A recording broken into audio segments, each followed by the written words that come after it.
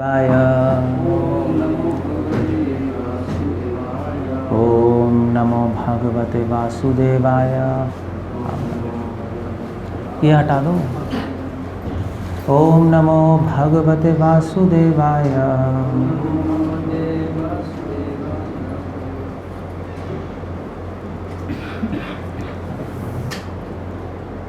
स्वयं third canto second chapter text 21। आगे आ जाओ ऐसे रूप से आराम से बैठ जाएंगे। तो है ही नहीं कुछ भी।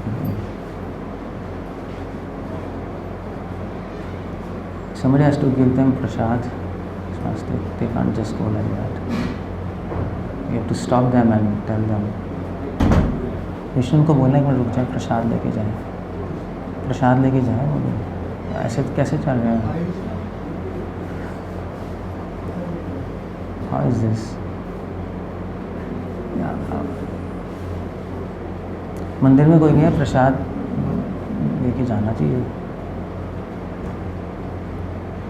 ओके 3:21 स्वयं तु असाम्यातिशयस्त्रयाधीश स्वयं तु असाम्या अतिशयस्त्रयाधीशः स्वराज्य लक्ष्म्या आप्त समस्त कामः बलिं हरद्भिस् चिरलोकपालै किरीट कोटयदित पादपीठ। ट्रांसलेशन में इंग्लिश में पढ़ रहा हूँ, फिर हिंदी में बताऊँगा। Lord Shri Krishna is the Lord of all kinds of threes and is independently supreme by achievement of all kinds of fortune. He is worshipped by eternal maintainers of creation who offer him the paraphernalia of worship by touching the millions of helmets to his feet. Anyway, अब मैं हिंदी में कर देता हूँ। ओम अज्ञानातिमिरन्दस्य ज्ञानाञ्जनशलाकया चक्षुरुन्मीलितं येन तस्मै श्री गुरवे नमः। ये जो श्लोक है इसमें भगवान की भगवत्ता के बारे में चर्चा है। स्पेशली ये श्लोक इसलिए भी इम्पोर्टेंट है, कुछ लोग भागवतम में इसलिए इम्पोर्टेंट है, ये प्रूव करने है। ये बहुत बड़ी बात है क्योंकि लोग कहते हैं कि विष्णु से कृष्ण आए, कृष्ण से विष्णु आए, कंट्रोवर्सी रहती है हमेशा। पर यहाँ पे उद्धव जी इस कंट्रोवर्सी को सॉल्व कर रहे हैं। त्रयाधीश, वो कह रहे हैं कि अतिशय त्रयाधीश कि इन तीन जो अधिष्ठात्र देवता हैं उनसे भी ऊपर कृष्ण है। तीन कौन है? ब्रह्मा, विष्णु और महेश। ब्रह्मा, विष्णु और शिव। शिला प्रभुपाद भी यहाँ पे लिख रहे हैं। प्रभुपाद अपने पॉपट में तो एक स्टेप आगे जाके लिख रहे हैं, या तो अब त्रयाधीशा को लिखो ब्रह्मा विष्णु महेश से ऊपर, या त्रयाधीशा को शिला प्रभुपाद लिख रहे हैं कर्णोदक्षाय गर्भोदक्षाय शिरोदक्षाय विष्णु से ऊपर। कृष्णा न तत्समस अभिधेकश्च विद्यते पराशि शक्ति विधेय श्रूयते। उनके समान, उनसे महान कोई नहीं है। सो गौड़िया वैष्णवों के लिए इंपॉर्टेंट श्लोक है। हो सकता है श्री वैष्णवों के लिए ना हो, क्योंकि वो लोग तो विष्णु को सुप्रीम मानते हैं। पता नहीं वो लोग कैसे ट्रांसलेट करते हैं, देखना पड़ेगा। बट हमारे लिए एक 11th कैंटो में भी यही श्लोक आता है, त्रयाधीश, वहाँ पे भी सेम शब्द है कि कृष्णा सुप्रीम है। उद्धव जी कह रहे हैं यहाँ पे भगवान को करते हैं स्वयं मतलब होता है, स्वयं वैसे एक भगवान का नाम है। मध्वाचार्य अपने ऋग्वेद की कमेंट्री में, एक्चुअली नहीं, वेदांत सूत्र की कमेंट्री में उन्होंने भगवान के कई नाम दिए। जैसे फॉर एग्जांपल एक नाम है भगवान का ज्ञान, वो तो समझ आता है क्योंकि भगवान ज्ञान के भंडार हैं। एक नाम है भगवान का अज्ञान, अज्ञान भी भगवान का नाम है। वो कैसे कोई बता सकता है? सोच के। उनको अज्ञान क्यों कहते हैं?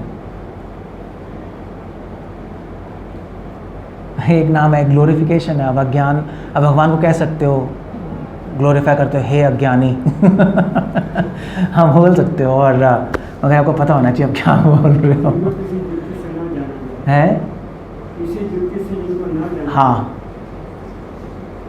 अज्ञान, क्योंकि किसी भी लॉजिक से, किसी भी रैशनैलिटी से उनको जाना नहीं जा सकता, इसलिए उनका नाम अज्ञान है। ज्ञान से भगवान को नहीं पकड़ सकते, इसलिए उनका नाम अज्ञान है। ब्यूटीफुल। एक्चुअली पता नहीं, मध्वा संप्रदाय अच्छी है। हम मध्वा संप्रदाय वाले ही हैं, ऐसी तो नहीं है, हम गौड़िया में थोड़े, हम ब्रह्मा माधव गौड़िया संप्रदाय। भगवान का एक और नाम है अहम, जहाँ भी हम अहम पढ़ते हैं वो भगवान का नाम है। वो क्यों है? क्योंकि अहम मतलब मैं, कृष्णा मैं के मैं है, कृष्णा आत्मा की आत्मा, इसलिए कृष्णा परमात्मा है। ये जो हमारे में जो भावना है कि मैं, जो मैं की भावना है, वो भी कृष्णा से ही आ रही है। क्योंकि कृष्ण में मैं है, इसलिए हम में मैं है। ये सिद्धांत है। सो इसलिए अहम है। सो इसलिए यहाँ पे स्वयं जो शब्द है वो एक तो कह रहे हैं कि भगवान स्वयं, और उद्धव जी भगवान की प्रशंसा भी कह रहे हैं इस स्वयं शब्द से। भगवान का नाम स्वयं है क्योंकि कृष्ण का नाम स्वयं क्यों है? क्योंकि कृष्णा स्वयं उसको क्या कहते हैं, कृष्णा इंडिपेंडेंट है, किसी पे निर्भर नहीं है, वो स्वयं अपने पे ही निर्भर है, इसलिए उनका नाम एक स्वयं है। भागवतम के पहले श्लोक में आता है जन्माद्यस्य तव अन्यवद इतरतेषु अभिज्ञ स्वराट। स्वराट मतलब भगवान किसी पे निर्भर नहीं है। उस किस पे निर्भर है? स्वयं अपने पे ही निर्भर है। और क्योंकि श्रीमती राधा रानी स्वयं कृष्ण ही है, इसलिए कृष्ण राधा पे निर्भर है। तो रस विचार से हम लोग को पता है कि कृष्ण राधा पे निर्भर रहते हैं अपने आप को आनंद देने के लिए, मगर तत्व विचार से हमें पता है कि राधा कृष्ण ही है, कृष्ण राधा ही है, तो अपने पे निर्भर है।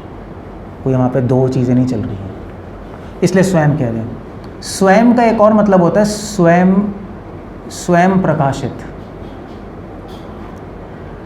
भगवान को किसी और की ज़रूरत नहीं है अपने आप को प्रकाशित करने के लिए। भगवान स्वयं अपने आप को प्रकाशित करते हैं, स्वयं अपने आप को छुपा लेते हैं। हमें संसार में कुछ करने के लिए और लोगों की हेल्प चाहिए होती है, उसको बोलते हैं स्वयं प्रकाशित।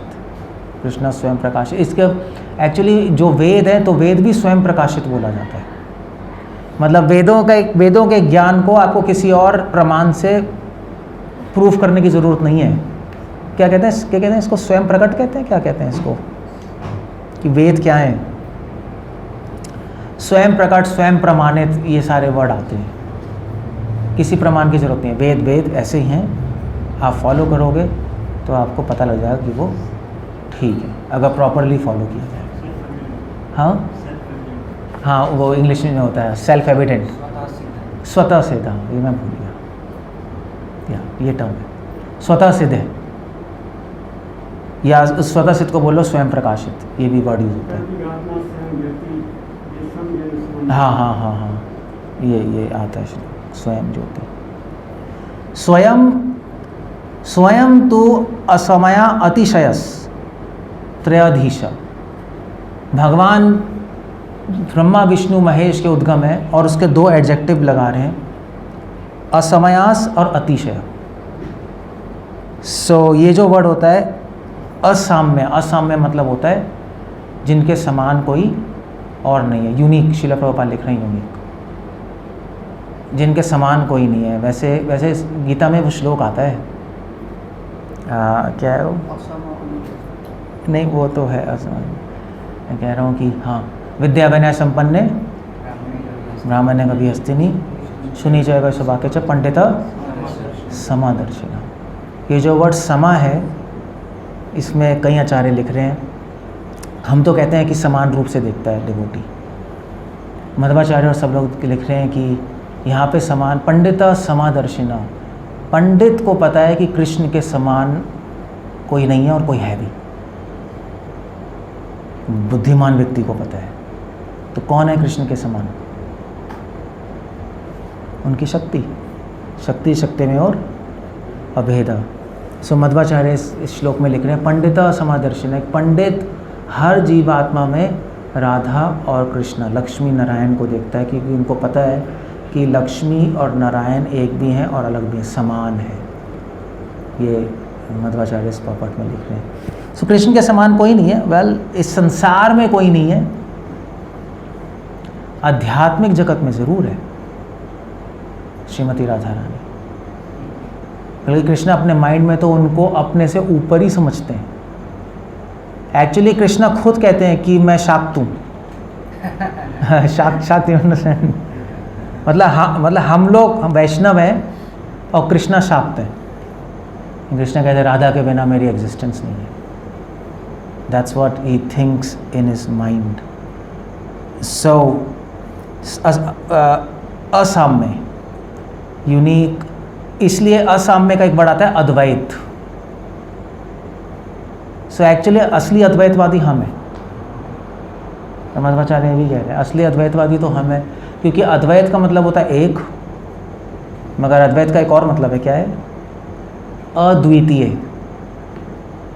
एक्चुअली मध्वाचार्य कहते हैं कि अद्वैत कोई वर्ड ही नहीं है शास्त्रों में। अद्वैत का मतलब एक ये है ही नहीं कहीं। अद्वैत का मतलब है कि जिस अद्वितीय, कि जिसके उससे दूसरा कोई और नहीं है। इसलिए मध्वा तो कहते हैं शंकरा पागल थे, मतलब ही इज़ लाइक टू मच, मतलब हम लोग नहीं कह सकते, बट तभी तो मैंने कहा था he is a born enemy of Shankara. मध्वा पैदा होते ही उन्होंने बोला शंकरा पागल है, ही इज़ मैड। सीरियसली, मतलब शंकरा असुर है, यहाँ तक मध्वाचार्य बोलते हैं। वो ही is like too much anti. तो मध्वा ने तो सीधा बोल दिया कि जो सिद्धांत है वो मनोकल्पित है, बकवास है। अद्वैत जो शब्द है शास्त्रों में, उसका मतलब ही नहीं है एक, उसका मतलब है अद्वितीय, उनके समान कोई नहीं है। और मध्वा ने इस तरह शास्त्रों की कमेंट्री की कि शंकरा को इस तरह मध्वा ने उड़ाया कि देवी देवताओं ने फूल बरसाए। तभी देवी देवता बहुत इम्प्रेस थे कि शंकरा को कोई नहीं काट पाया। मध्वा ने शंकरा के हर बात को काट डाली, सिद्धांत ही उड़ा दिया, अद्वैत शब्द ही उड़ा दिया उनका। ये जो श्लोक, ये जो है कौन सा है आपका, अहम ब्रह्मास्मि है नहीं, ब्रह्मास्मि, इसमें भी मध्वाचार्य ने बहुत अच्छी कमेंट्री दी है कि शंकराचार्य ने चीटिंग की है, क्योंकि ये आधा निकाला है। अगर पूरा श्लोक पढ़ोगे छांडिक उपनिषद में तो आपको पता लग जाएगा इसका मतलब ये नहीं है कि मैं भगवान हूँ। पूरा श्लोक पढ़ोगे तो आपको समझ आ जाएगा कि ओ सॉरी, ये ब्रह्मास्मि नहीं, ये है ना आपका तत्वमसी है। तो मध्वा कह रहे हैं ठीक है, मध्वा कह रहे हैं शंकरा जो है वो पागल ही नहीं, वो चीटर है, ही इज टू क्रिटिक। तो उन्होंने कहा देखो तत्वमसी जो उन्होंने निकाला है उसका मतलब क्या है? तत्व मतलब वो, तुम मतलब तुम, असी मतलब है। मगर अगर आप पूरा श्लोक पढ़ोगे तो उसमें आता है कि क्या है, तो उसमें आता है तत्वमसी, तत्वम अलग नहीं, तत्वमसी। तो उसमें लिखा है सह ज्ञेयम तत्वमसी, कि उस तत्व को जानो, तुम वो तत्व हो। और किसकी बात हो रही है? भगवान की बात हो रही है। उसमें जो पूरा श्लोक आ रहा है उसमें आ रहा है स्वराट, अभिज्ञेय, सर्वव्यापी, सर्वंतर्यामी, और फिर कह रहे हैं सह तत्वम असी, आप वो तत्व हैं। शंकरा ने चीटिंग की है, उन्होंने इसको अलग कर दिया, तत्वमसी बना दिया है इसको, है तत्वमसी। So he is like too much critic. So असाम्य का मतलब अद्वैत की सेंस में है कि उनके समान कोई नहीं है, वो यूनिक है। इसलिए हम कहते हैं अद्वैत तत्व। भगवान को अद्वैत तत्व नहीं कहते, ब्रह्म पदे नहीं तत्वमिदस् तत्वम यज्ञानम अद्वयम, वो अद्वैती है। सो असाम्य अतिशय, अतिशय का मतलब होता है कि ग्रेटर। अतिशय मतलब अतिशय कैसे बताऊँ मैं हिंदी में? प्रभुपाद लिख रहे हैं ग्रेटर, जैसे कहते हैं ना कि तो अतिशय उक्ति, हाँ मतलब बढ़ा के, अतिशय मतलब हाँ बढ़ा चढ़ा के। सो कृष्ण के बारे में लिख रहे हैं कि कृष्णा असाम्य है और अतिशय है। अतिशय का मतलब होता है यहाँ पर टेक्निकली भ्रम, भगवान को भ्रम कहते हैं, पर भ्रम का मतलब क्या होता है, किसी को पता है भ्रम का मतलब क्या है? ब्रह्मा, भगवान को ब्रह्मा कहते हैं, उसका मतलब क्या है? भगवान का नाम ब्रह्मा क्यों है? उपनिषदों में भगवान को ब्रह्मा क्यों कहते हैं? किसी को अजीब सी बात है, किसी को पता है? हाँ एग्जैक्टली है बट वो पकड़ में नहीं आ रहा। ब्रह्म मतलब भ्रम्यति इति ब्रह्मा, भ्रम्यति इति ब्रह्मा, जो बढ़ता रहता है हमेशा, जो बढ़ता रहता है उसको ब्रह्मा कहते हैं। भगवान के रूप गुण लीला सुंदरता हर क्षण बढ़ती रहती है, इतनी बढ़ती रहती है कि राधा रानी रोज़ कृष्ण को देखती हैं और अपनी सखी से पूछती हैं कौन है। रोज़ देखती हैं, रोज़ सुबह देखती हैं तो पूछती हैं कौन है, शाम को देखती तो पूछती हैं कौन है। तो उनकी सखियाँ कहते हैं पागल हो गई हो।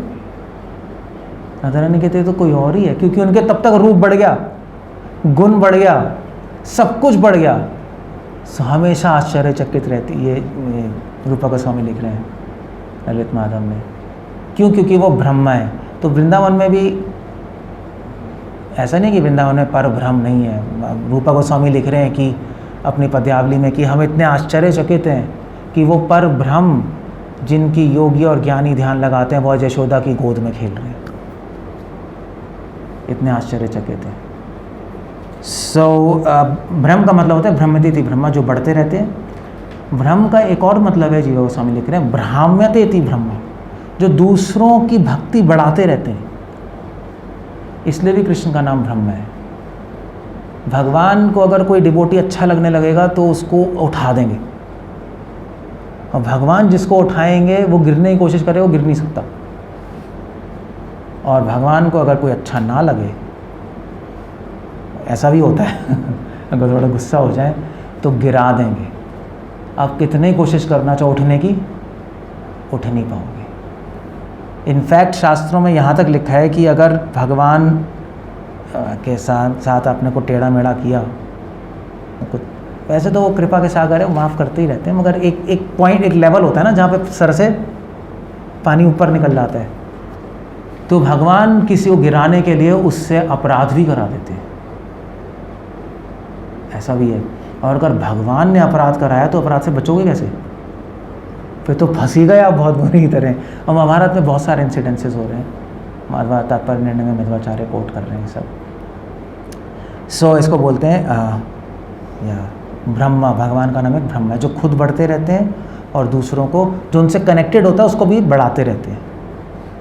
आपकी भक्ति, आपके गुण बढ़ते रहेंगे अगर भगवान से हमेशा कनेक्टेड रहे, या भगवान से जुड़ने की अगर इच्छा भी हो तो आपको कोई नहीं रोक सकता इस संसार में। संसार की बात अलग है, बट जो भक्ति है, जो हृदय की भक्ति है, उसको कोई नहीं रोक पाएगा किसी भी स्थिति में। अनुभव आते रहेंगे बहुत सारे, भगवान के पास बहुत सारे अनुभव देने को छुपा के रखते हैं, अनुभव देते रहेंगे। आप ऐसे काम कर पाओगे जो ऑर्डिनरी आदमी नहीं कर सकता, जो उसके विचार से भी परे। ऐसे श्रील प्रभुपाद ने ऐसे काम किए जो कि साधारण आदमी सोच भी नहीं सकता। और श्रील प्रभुपाद तो एक साधारण गौड़िया मठ के भक्त थे, वो भी गृहस्थ, और कहाँ से कहाँ उठा दिया प्रभुपाद ने इतने कम टाइम में। भगवान जिसको उठाना चाहे उसको कोई गिरा नहीं सकता, इसलिए भगवान को कहते हैं ब्रह्मा। तो ये अतिशय है, असाम्य अतिशय त्रयाधीश।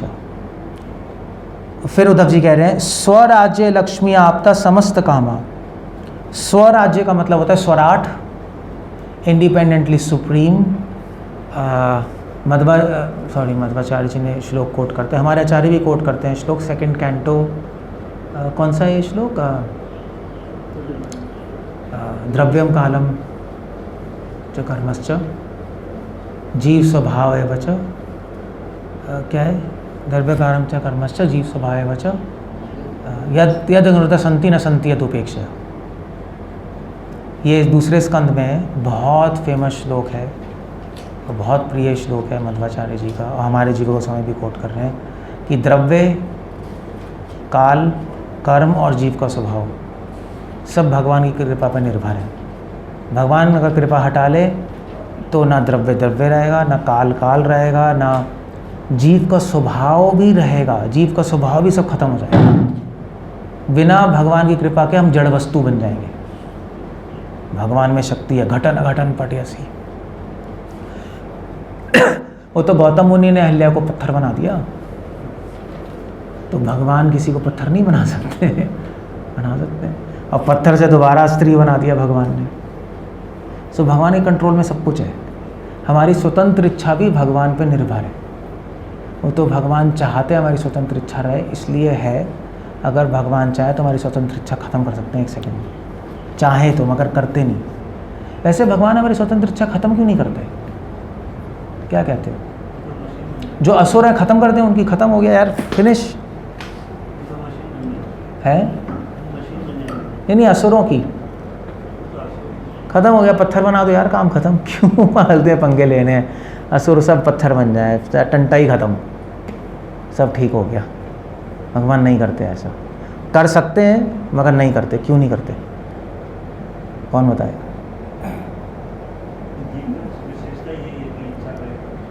मैं कर तो सकते हैं, मैं करते नहीं। जब कितने गंदा हो जाए नहीं करते। क्यों नहीं करते?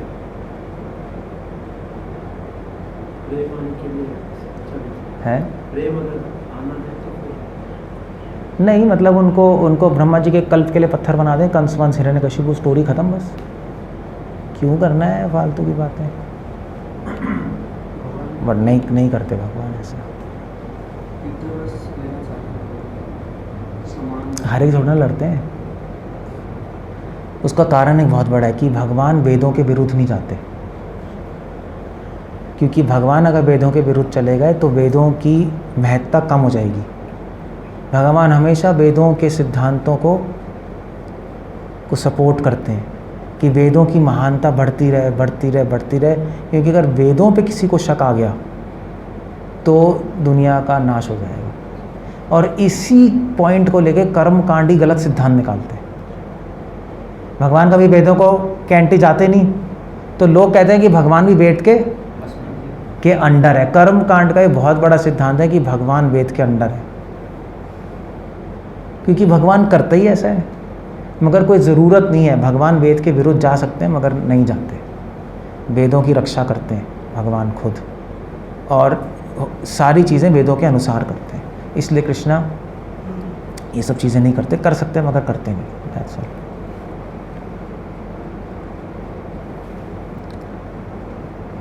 मगर कृष्ण अवतार में भगवान वेदों के विरुद्ध गए हैं। ये कृष्ण अवतार की एक यूनिकनेस है। वेदों के विरुद्ध चले गए भगवान। तो कृष्णा मर्यादा पुरुषोत्तम है, भगवान मर्यादा पुरुषोत्तम है। सत्य संधित भक्ति संदर्भ टर्म लाते थे, वेदों में दिया है सत्य संधान, सत्य संधित्सु, ये वर्ड यूज़ करते थे। भगवान हमेशा सच बोलते हैं, हमेशा मर्यादा पालन करते हैं। कृष्ण अवतार में झूठ बोला भगवान ने और सारी मर्यादाएं तोड़ दी। इसलिए कृष्ण अवतार बहुत सबसे कंफ्यूजिंग अवतार है। तभी देवी देवता कंफ्यूज हो जाते हैं कि ये भगवान कभी अपने वेदों का खंडन तो करते नहीं, मगर इस अवतार में भगवान ने वेदों को तो पूरा उल्टा ही लटका दिया। इसलिए कृष्ण अवतार को स्पेशल माना जाता है।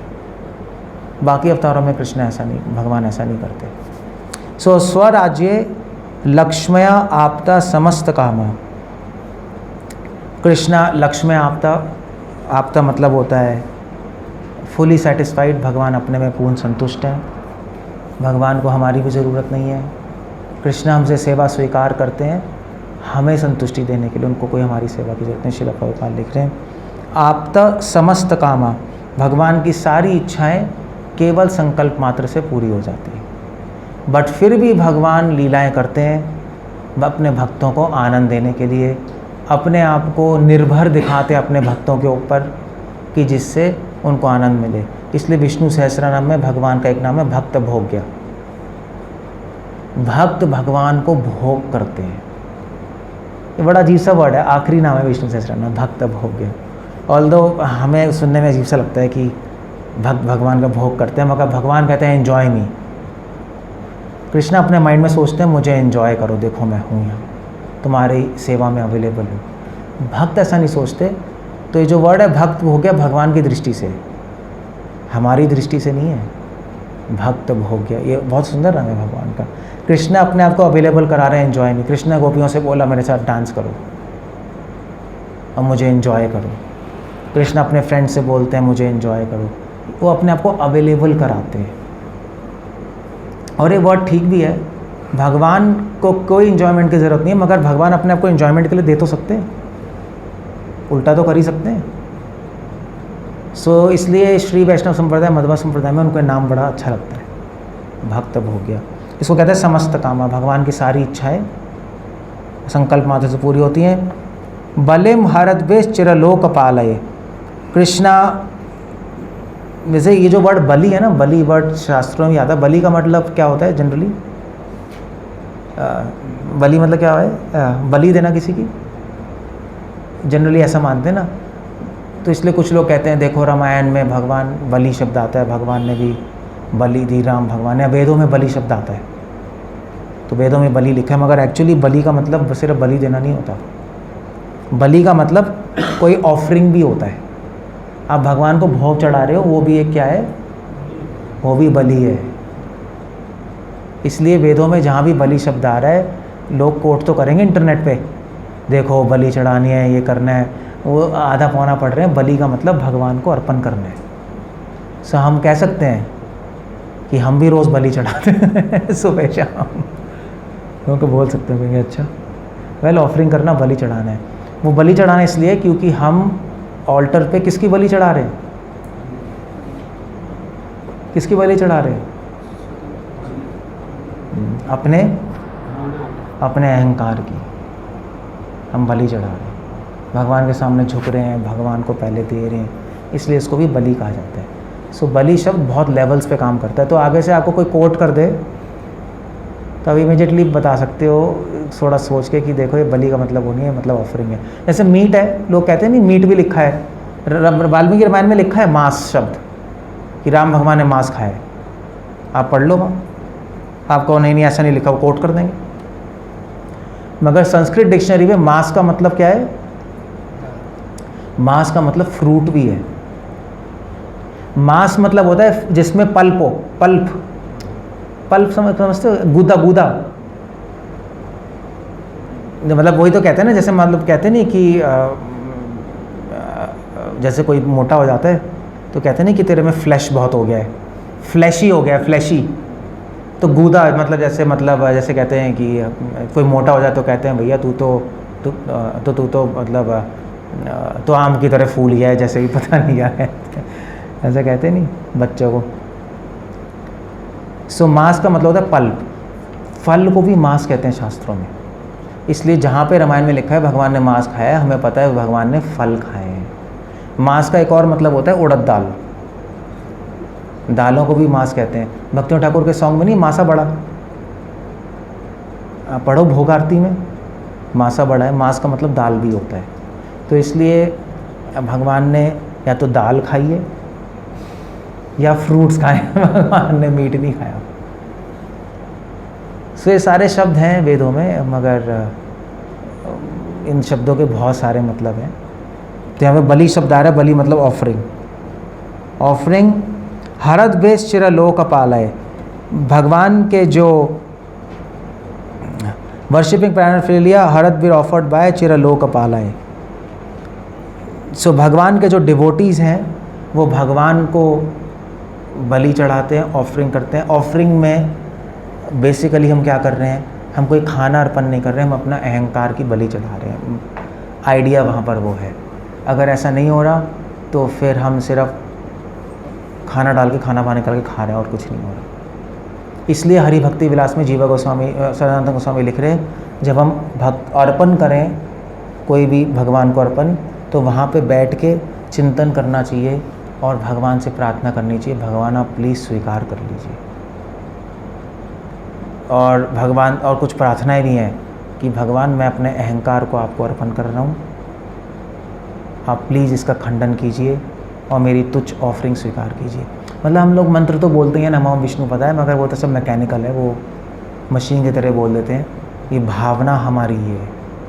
भले हम हरदवीर चले लोको पालय, तो डिवोटीज़ भगवान को, ब्रह्मा जी, शिव जी, ब्रजवासी भगवान को बहुत कुछ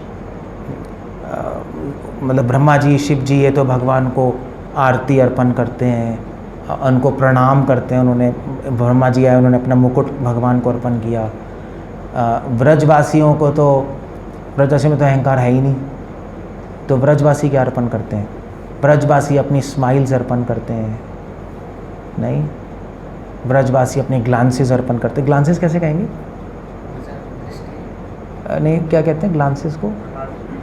कटाक्ष। गोपियाँ अपनी कटाक्ष अर्पण करती हैं, अपनी स्माइल अर्पण करती हैं।